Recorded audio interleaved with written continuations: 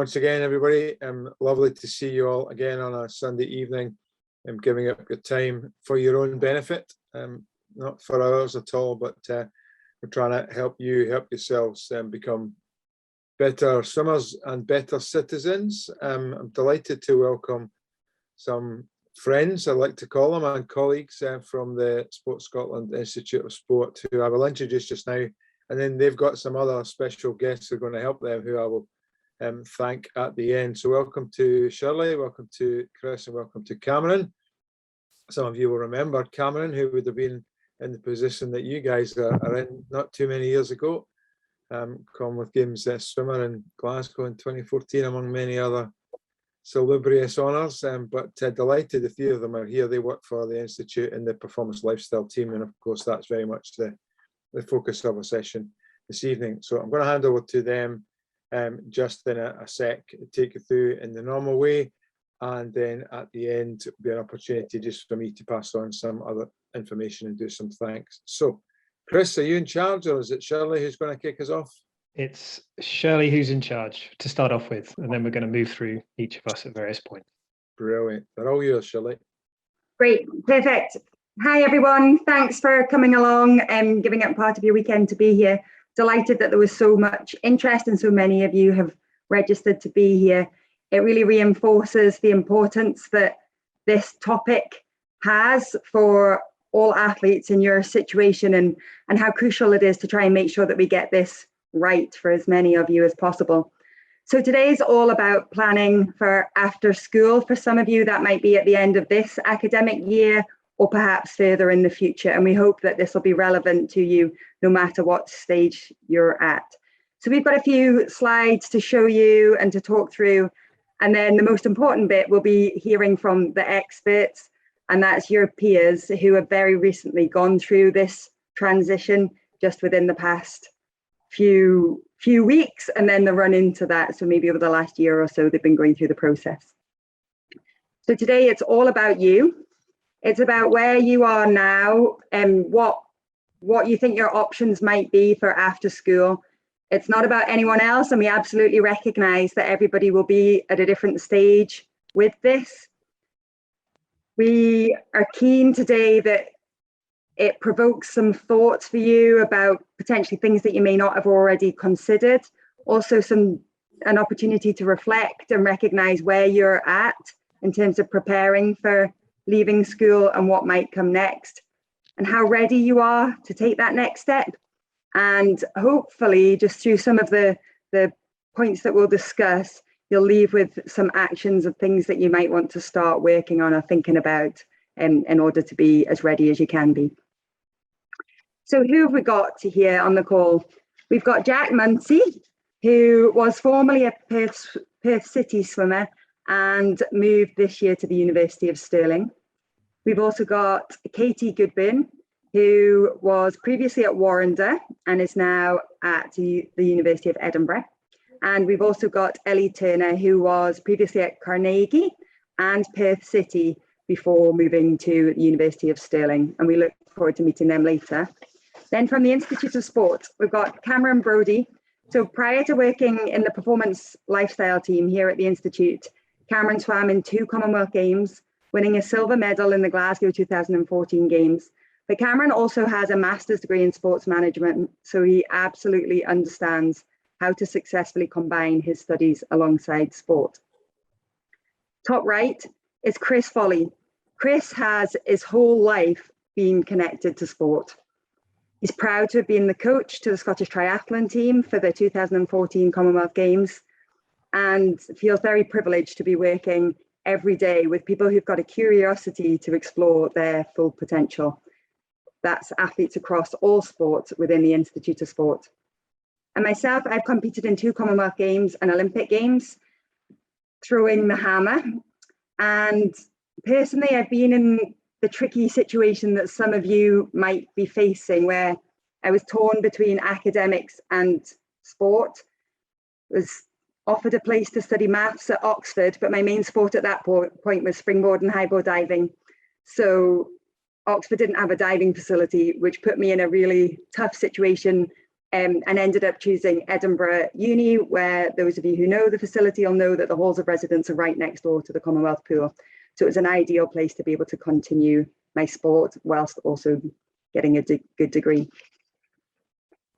Chris, Cameron and I have over 20 years experience between us supporting high performance athletes across all sports who are aiming to combine their education and careers alongside sport, adopting what we would call a dual career.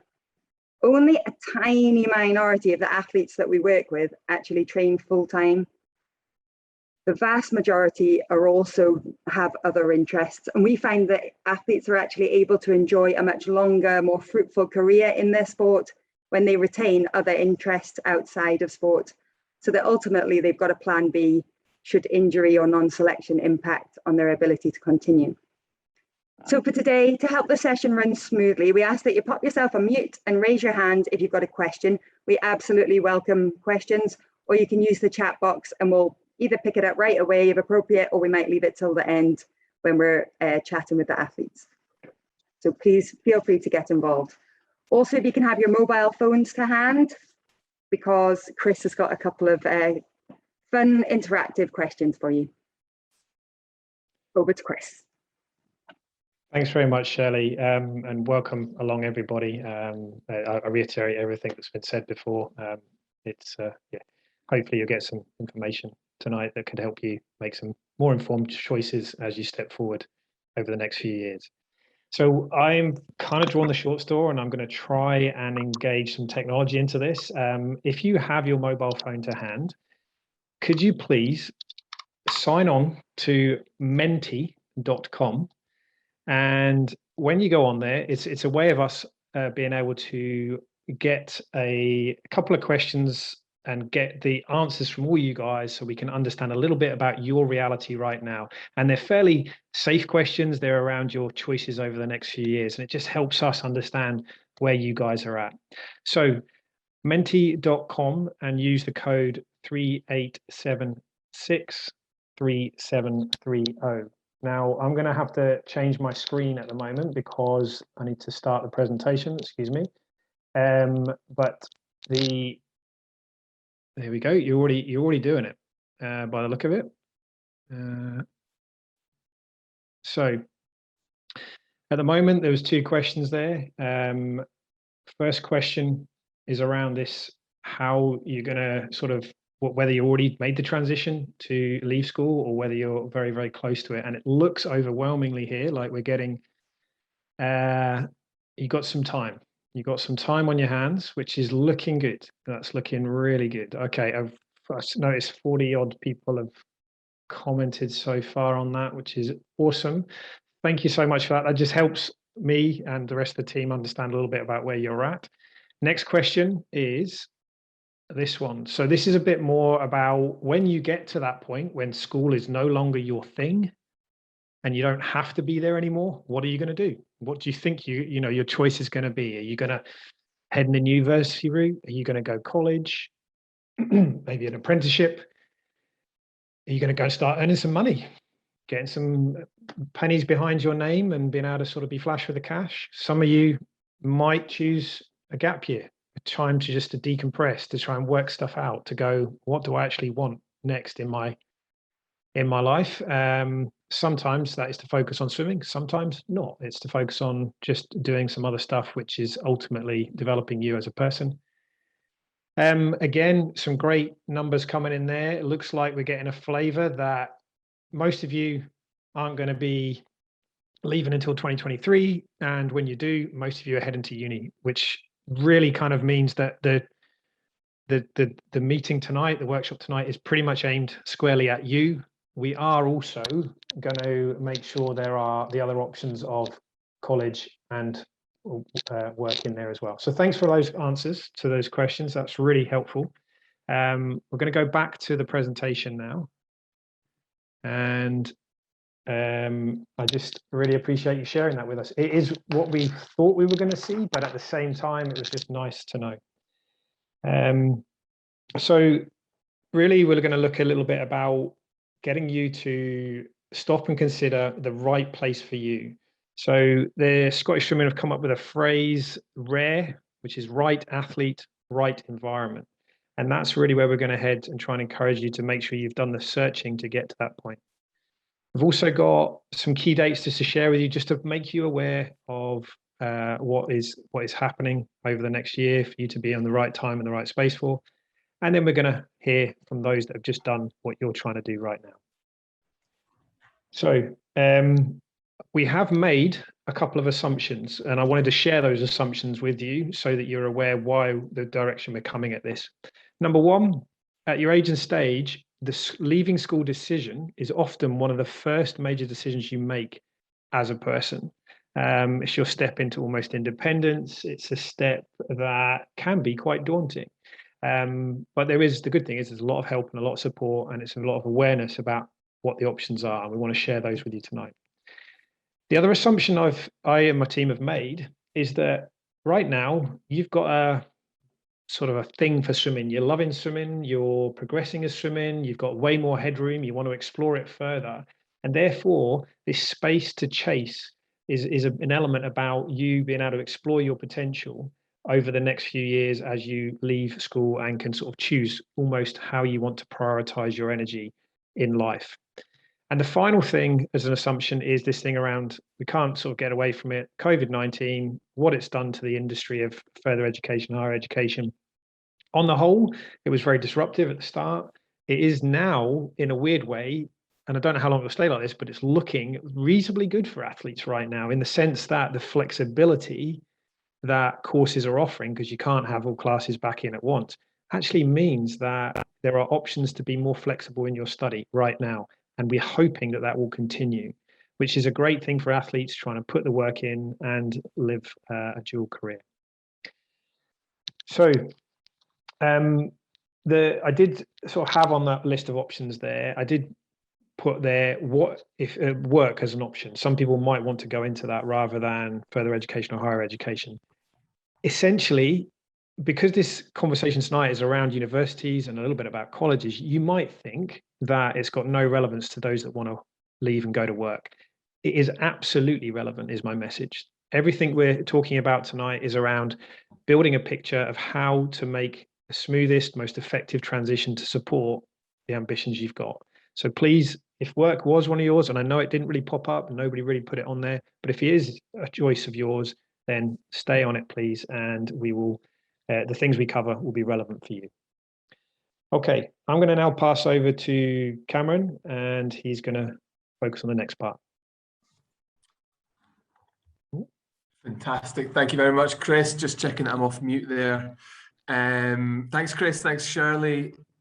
And thanks, Alan, as well. And what I'm really going to kind of talk about here is we're going to kind of discuss the fantastic document that Scottish Swimming have put together to really help us to educate you guys around this next step, the exciting next step in your life. So this document here that's Chris has put up here, so we've got this Scottish Swimming's transitions from school and to further education and higher education and athletes guide.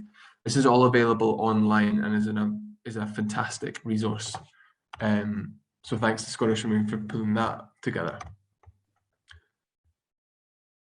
Chris, can you move on? Is that all right? Sorry. Fantastic. Yeah, thanks, Chris. So Chris mentioned there about the right athlete and right environment. And again, that really harks back to the point that you're very much an individual, and the decisions that you're going to make are going to be absolutely individual to yourself. And, you know, if you're best friends in your training group, you're not necessarily going to be making the same decision because you're going to have potentially kind of different priorities. One of the things that we do to kind of help athletes make that decision is just work out what their priorities are. And, you know, Shirley gave that great example earlier about how she was a straight A student and had that offer from Oxford University to study maths. But actually, you know, for her at that point, diving was her priority. So she had to marry up where could she get a fantastic degree, which she got, and where could she also dedicate a hell of a lot of time into her diving, which was another key priority for her at that point. We truly believe that there's locations out there within Scotland and also further afield that you can absolutely be successful in your career and also with your swimming and diving as well. Brilliant. So, whilst a lot of the stuff that we're going to talk about is around universities, and whilst that sounds very, very exciting, and I remember it doesn't seem that long ago that I was looking at universities and it sounded great, there's also a lot of considerations to be made. Thanks, Chris. So these are all kind of considerations that we'll be making around which university to go to, whether you do go to university or not. There's a slide coming up on colleges, that's another really good option to make as well. And it's all about kind of working out that priorities, ranking what's important to you, and then looking at the end goal. What are you trying to get out at the end of this 4-year degree, 3-year degree? Goodness, longer if you're going part-time, that's a really good option as well. And yeah, there's a really positive bit there about moving away from home, and kind of that first step towards independence. There's other athletes on this call who have made that decision to go to university, and actually it's just around the corner, but they're still making a really positive step there towards independent living, and that should be applauded.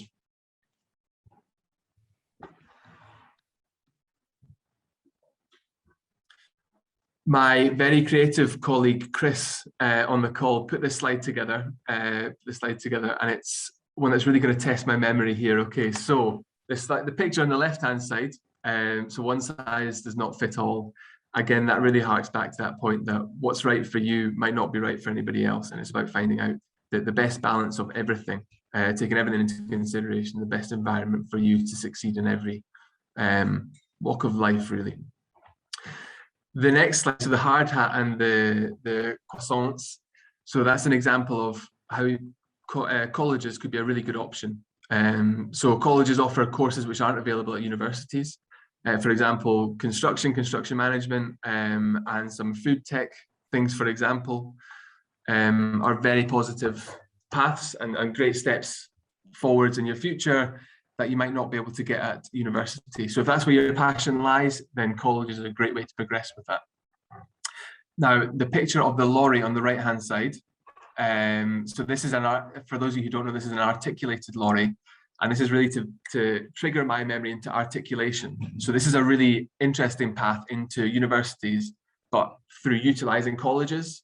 So through colleges, you can articulate onto some university courses. Now, what that really means is that you might study a year or two at a college studying, for example, sports science, and that can help you then take the step into university, and you can bypass first year or even bypass the first 2 years, and jump straight into that.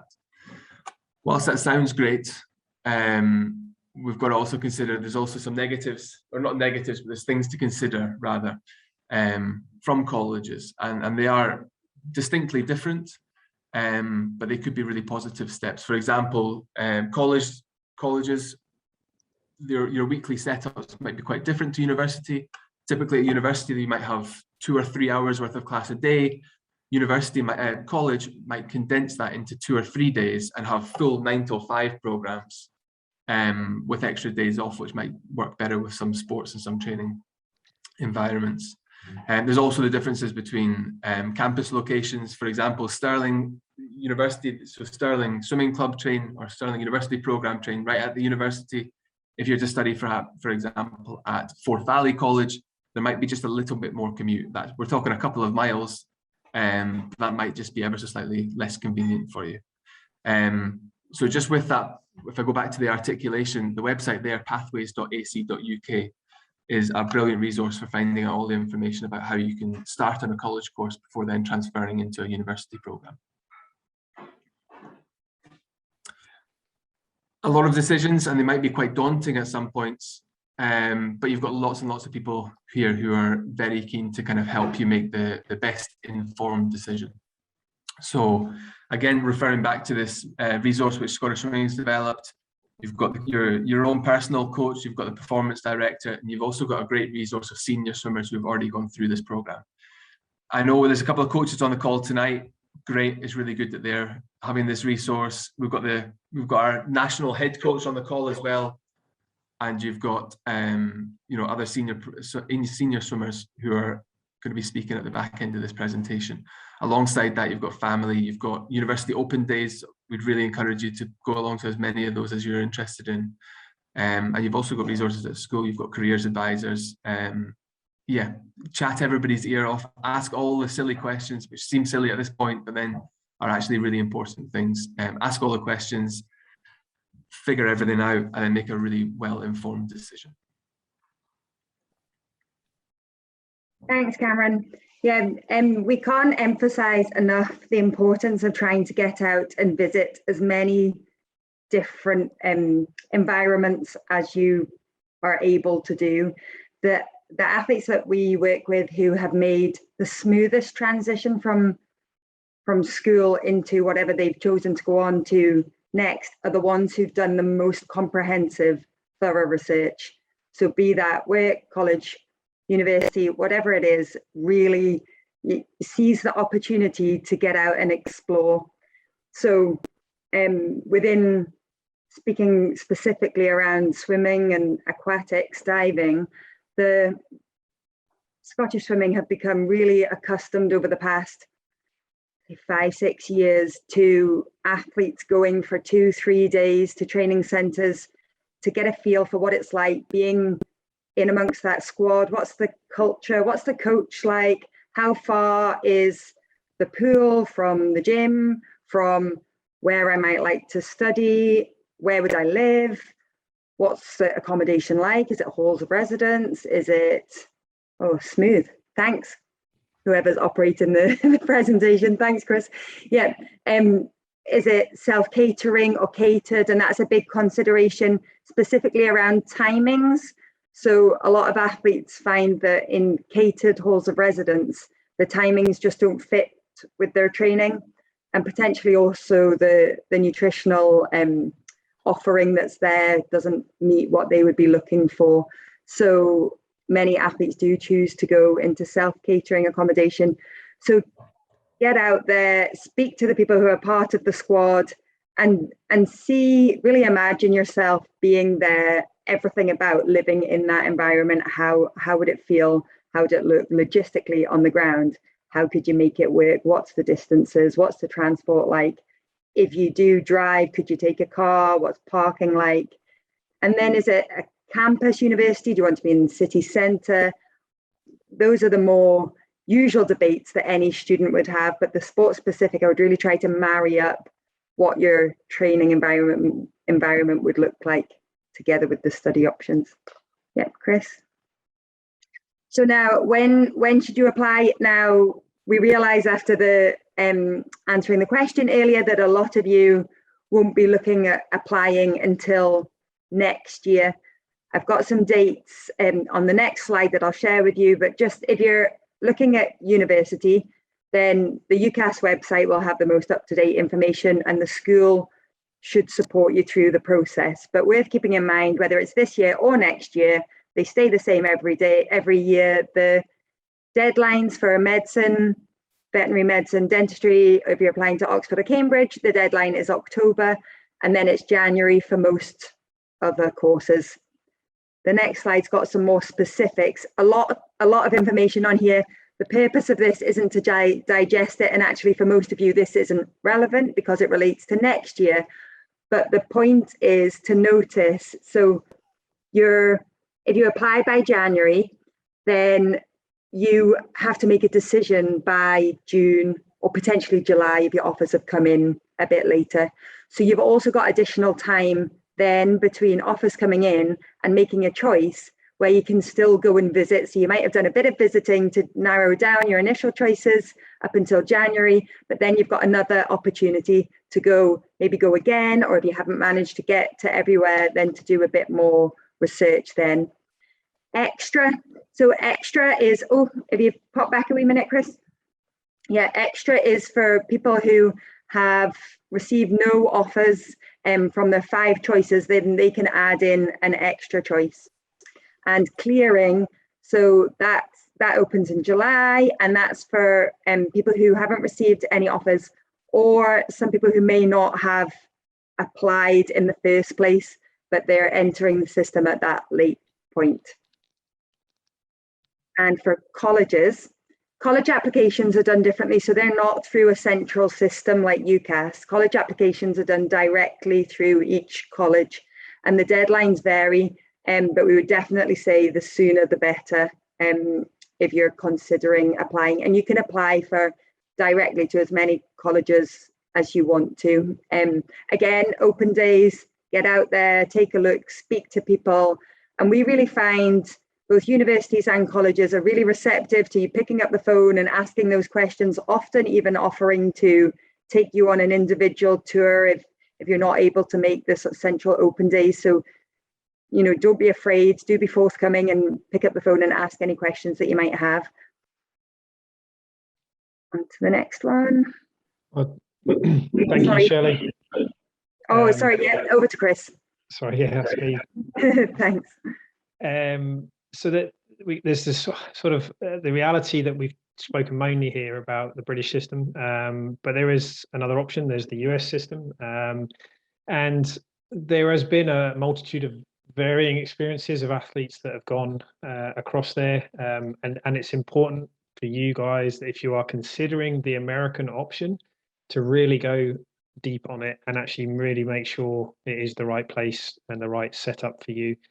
The lead-in time is probably the main thing to suggest tonight, is that to get everything sorted out, to maybe make a visit, to make sure you've spoken correctly to everyone and do all the various forms and tests and so on and so forth that you would need to do, you need to get on it ASAP. So those of you thinking about 2023 leaving school, it's actually now you would probably be starting to look at it and starting to pull together the information. In Scottish swimming at the moment, there is the wealth of knowledge amongst the staff, and particularly Alan, who's on the call here this evening. There is also now some athletes that have been across there and are now back, so they may well offer some opinions and thoughts as well on their experiences. But it's something we want you to make sure, just like the UK stuff, that you do the work to make sure your choice is as informed as possible. The other thing to universities, which is worth mentioning, is that many of them offer a scholarship system. Now, these scholarships can range from, some of them it's your coaching provision, your physical preparation, you know, various physio, so on and so forth. Some of them offer a little bit of money. Some of them offer a chance to have academic flexibility for when it's needed. There's a whole variety of different scholarships out there, and they're all given different names as well. So what we would encourage is, again, when you're looking at the universities, be prepared to dig behind the scenes and look about, well, what is the scholarship options at that university, and what do you have to do to get it? Some of them, it might not be that relevant. Others, it might be essential to be on the scholarship for you to be part of the main squad at that university. So it's the same message. It's coming through loud and clear here. Do your research, speak to the coaches, speak to the performance staff. And there's a slide in one of the documents, the rare document that's on Scottish Swimming website, that has the current details of various members of staff at these universities. Actually, it's on. I'll share it in a couple of seconds as well. But they're worth looking at. Very much worth looking at. The final thing to say on scholarships is, some of them are, you apply once you're at the university. So you would join the university in the September and you'd fill in some forms, and by October you'd know whether you're on or off. Now there's other universities, and I'd give Edinburgh as an example, where you have to almost have made your application to the scholarship program in January, almost as you're making your UCAS application. So again, if you're going to start thinking about this and it's something on your radar, make sure you understand the dates and the forms and the various processes you have to do. So as a quick recap, there is a main thing that's coming through from all of us so far, and that's talk, ask questions, because it is a different journey for each of you, and there's no point us saying, well, this is what you do. You go A, B, and C, because it's going to look differently for all of you and your different ambitions, your different courses, your different needs as an athlete and as a person. So it is, what we're trying to stimulate tonight is the awareness. And once you've got that awareness that you need to do something about this, then it's starting to act and move forward by moving on this process over time. It is a great place to start, chatting to your home coach. I would imagine the bulk of you, they've been someone that's worked with you and supported you up to this point, and then you suddenly get to a point where you get to choose different things in life and you may move away from that club. I would have thought that the bulk of coaches and most of the ones we've worked with will be very supportive and be encouraging towards, well, how have you thought about this? What about this? I'll speak to this coach over there. So start there. And the other point is that ask for help. There is help out there at the universities, in admissions, and in schools with your guidance teachers and your guidance, the careers advisors.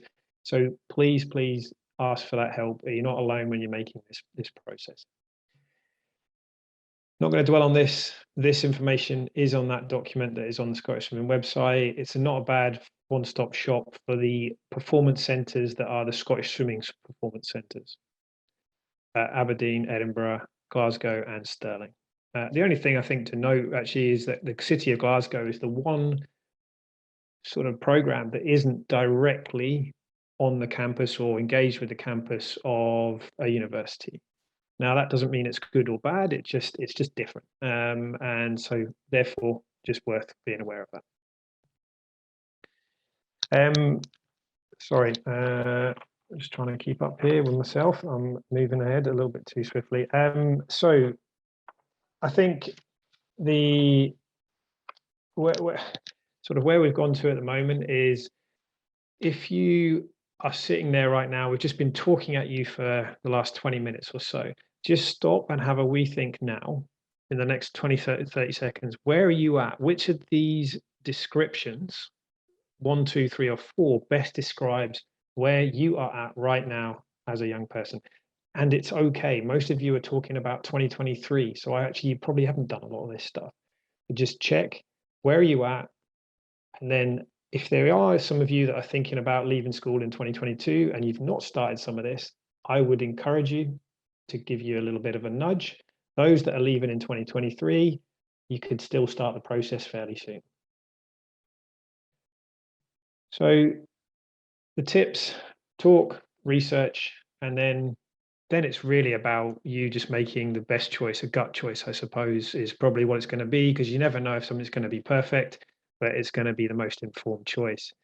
And all I'd say on that is that once you make that choice, it's not the end of the world if you suddenly decide to change once you're at the institution. There are ways, and I've certainly worked with an athlete that has changed from 3 different various courses over 2 different universities and a time span of six years. So choices and changes are possible. There are some consequences, but it's possible to do. So look at the RARE document, the transition document, and think about it from that perspective of right athlete, right environment, and that's different from all of you. So that's the end of the chat side of it in terms of the information sharing. I'm now going to pass to Cameron, who's going to bring in our 3 guests and start to get their view of the world that is transition out of school.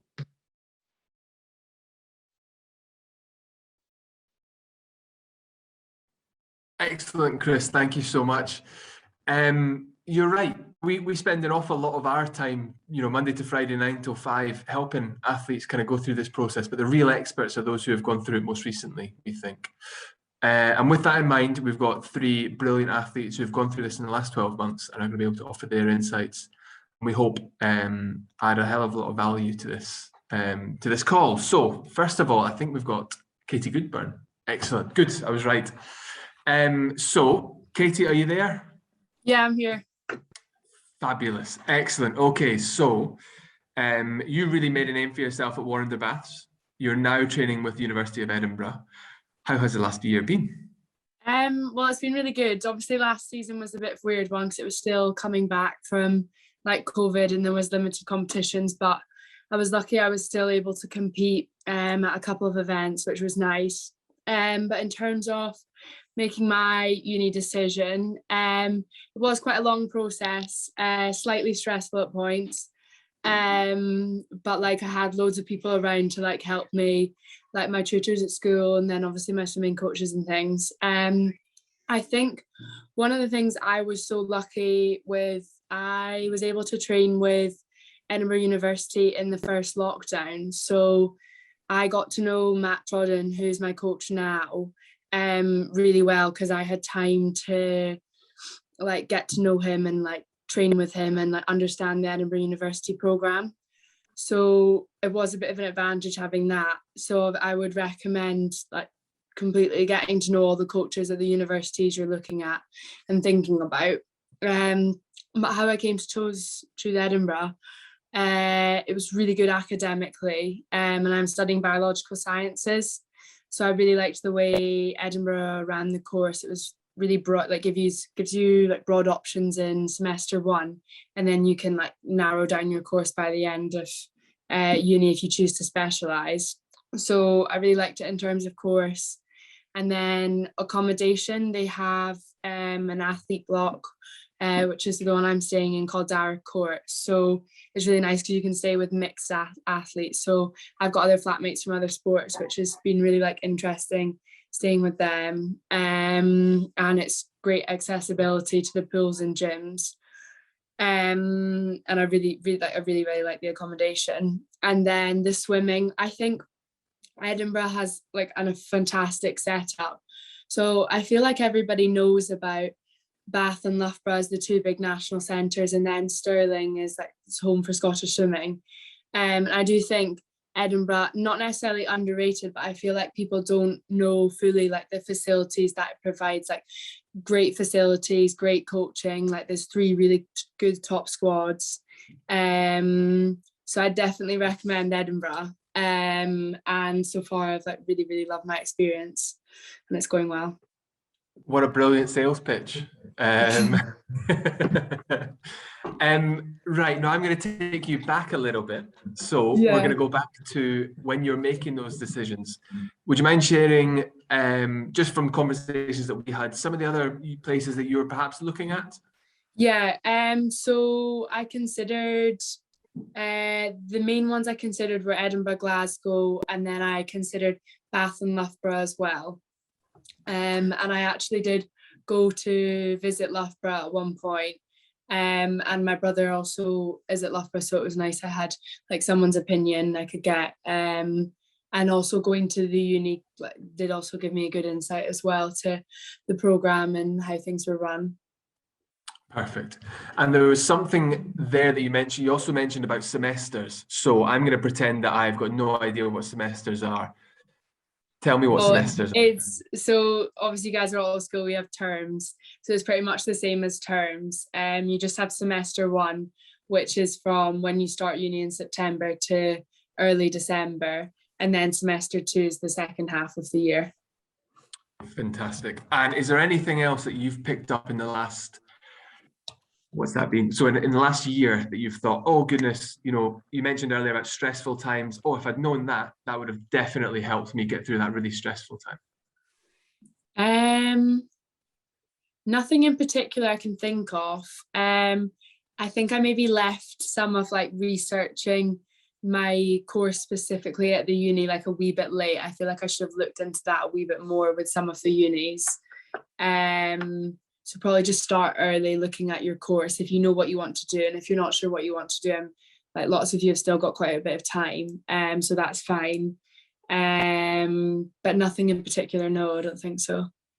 Fantastic, brilliant. That's great advice, and it's along the similar themes that we were mentioning. Start early, research as much as you can, speak to loads of people, and yeah. So do you feel like you're the right athlete in the right environment? Would you say that you're a rare athlete? Yeah, definitely. I'm really happy like where I am, and I'm enjoying the setup that I've got. So yeah. Perfect. Katie, thank you so much. No problem. Excellent, thank you. And I think next we've got Jack. Is that right, Jack? Are you there? Yeah, I'm here. Fantastic, brilliant. Thanks, Jack. So you made the move from Perth City to the University of Stirling. How's that all going or gone? Yeah, it's gone pretty well. So obviously I'm like first year student, but I'm actually second year swimming now in Stirling. So so obviously back to pandemic, like I was still at Perth, and then obviously like pools are closing, and then I basically got to like a train at like the uni. So obviously trained there for a little bit, really enjoyed the setup. And then my home club Perth, their like pool got closed. So I just asked the coach, I was like, can I join a year early for the swimming? And so I didn't really have to worry about my school studies, because I managed to do well in 5th year. So I had a really light school schedule in 6th year. So I said, can I train here for the year? And then add in the studies the year after, because I was pretty much decided I wanted to go to Stirling anyway. So yeah, it was an unconventional method move, but it's worked out really well. So I'm really enjoying it. Brilliant. I think that's another really good example of, you know, everyone's path's different, ever so slightly different. You know, some people might defer a year, and your path's a little bit different, but goodness, you're not the only one who's gone through that similar path. So how are you finding this year, suddenly picking up the university studies?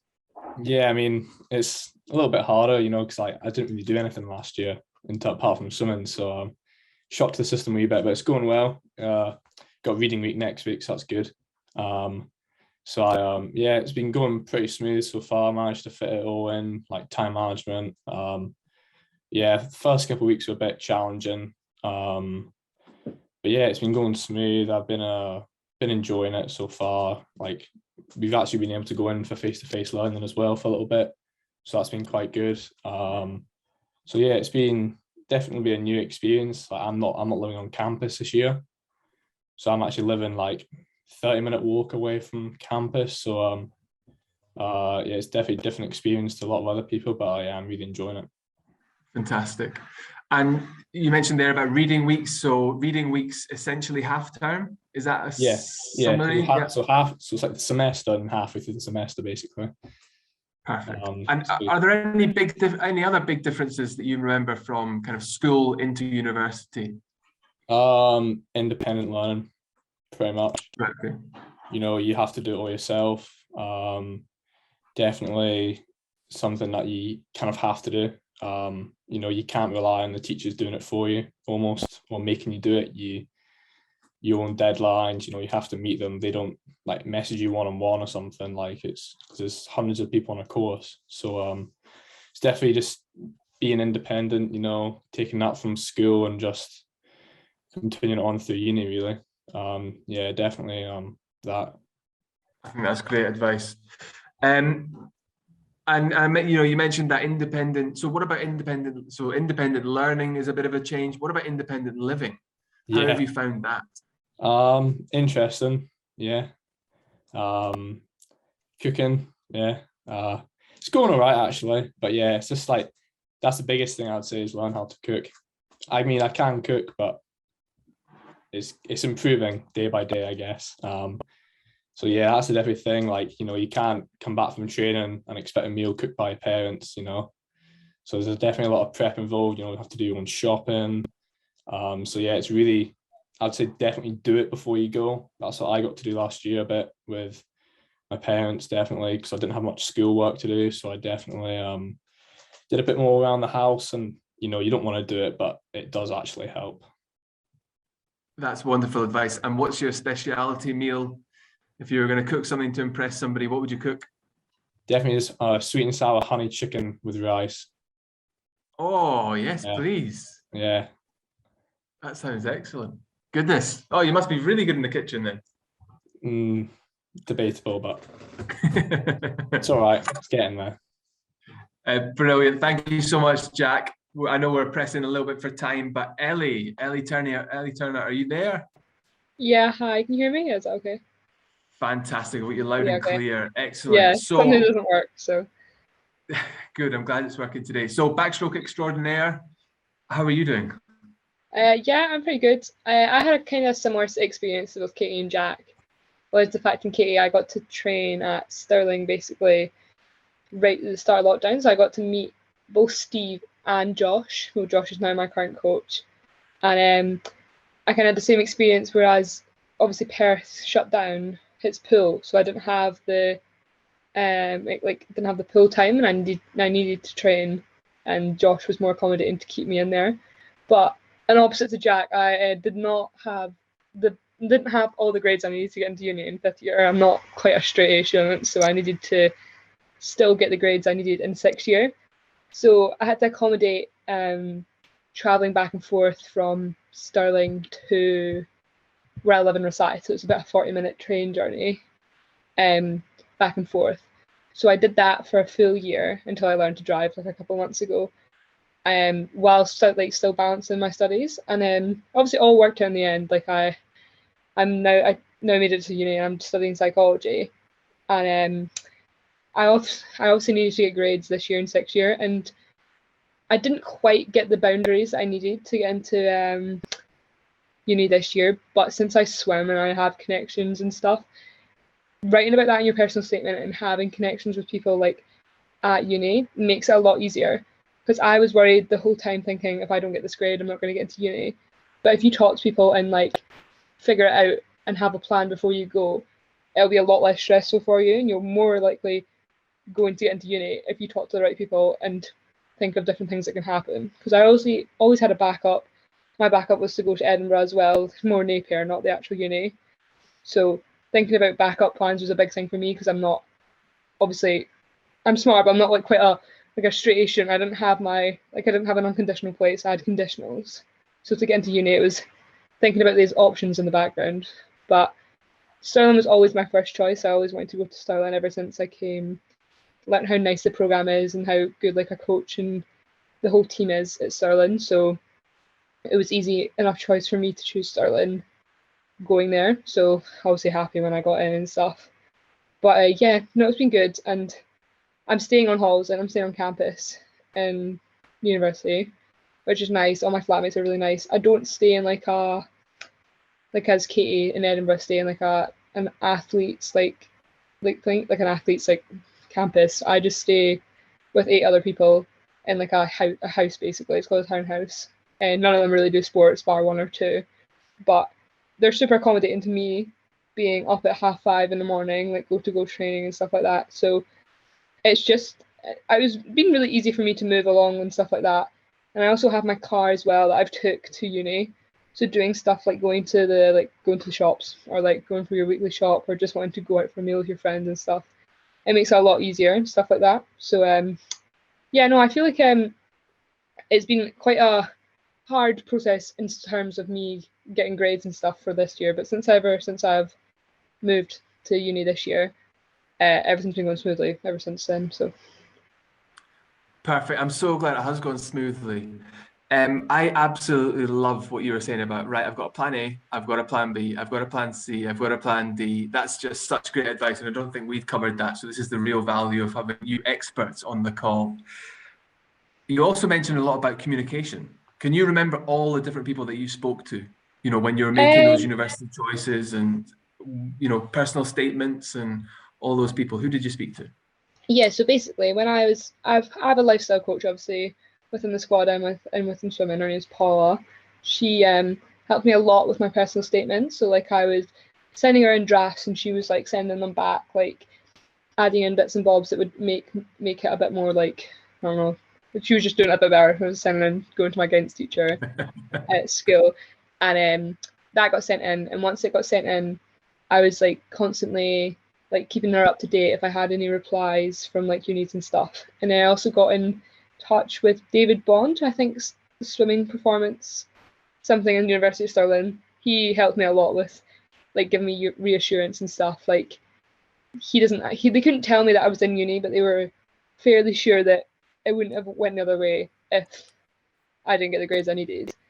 And then just speaking to the university and like general, so like emailing the actual university email just saying, hey, this is my situation, I do blah blah blah blah, like is there any chance you can give me any insight into what I need to do, if there's anything I can do to help me get my place in uni.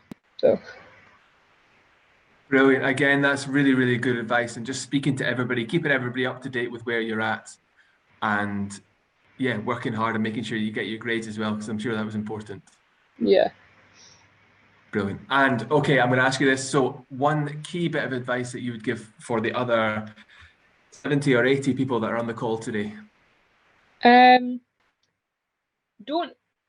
get so stressed out as me if you're not as smart as you think you are, because when I was coming up to uni, as I got closer and closer to the time, I knew I wasn't going to get that grade I needed to get into uni. I was 1 grade off.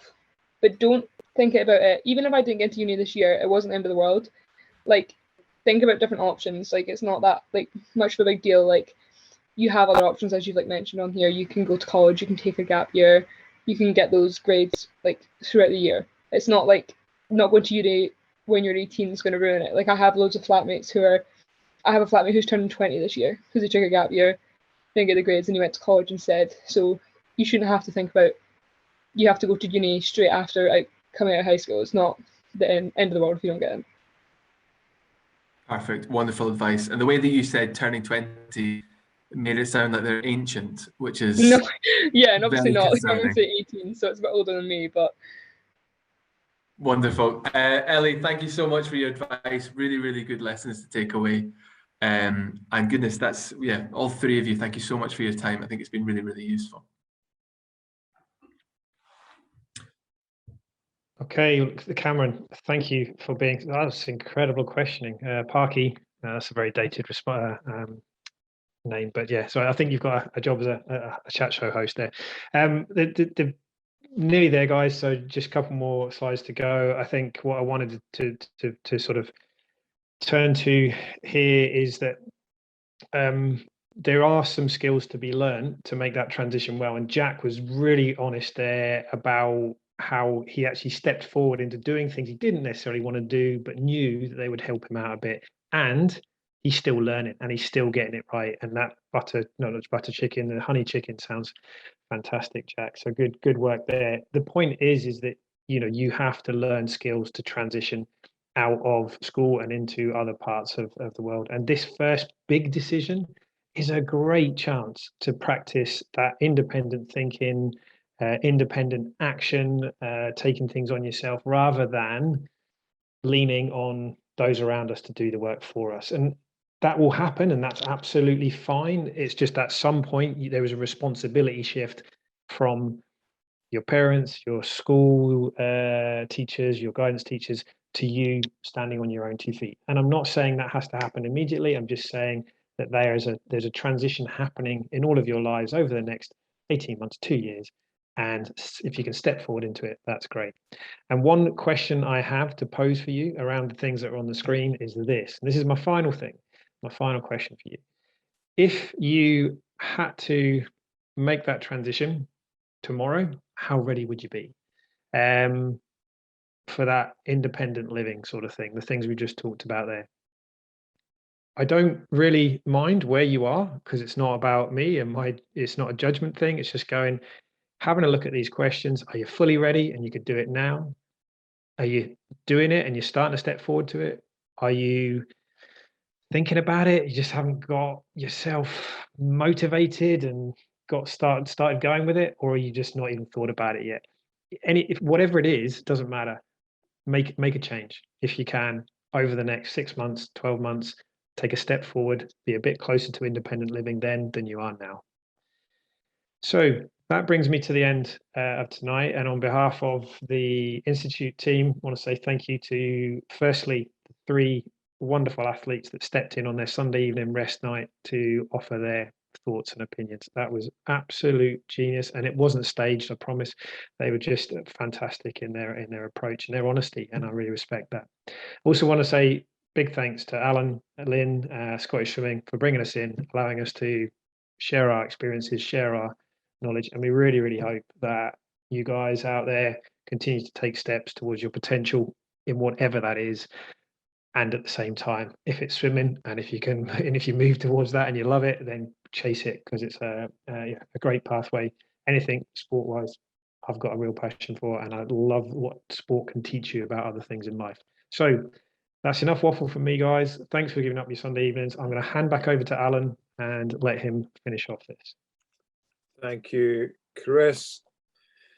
Thank you, Cameron. Thank you, Shirley, for kicking us off, getting us started. I know the swimmers will do their usual thing by putting thanks and some comments in the chat, but there's a lot to take in there. Obviously, the whole point of this was just to open up people's minds to what they need to do, what they need to think about doing, more importantly. And what I think was great was just the signposting of document, people to talk to, the process to go through.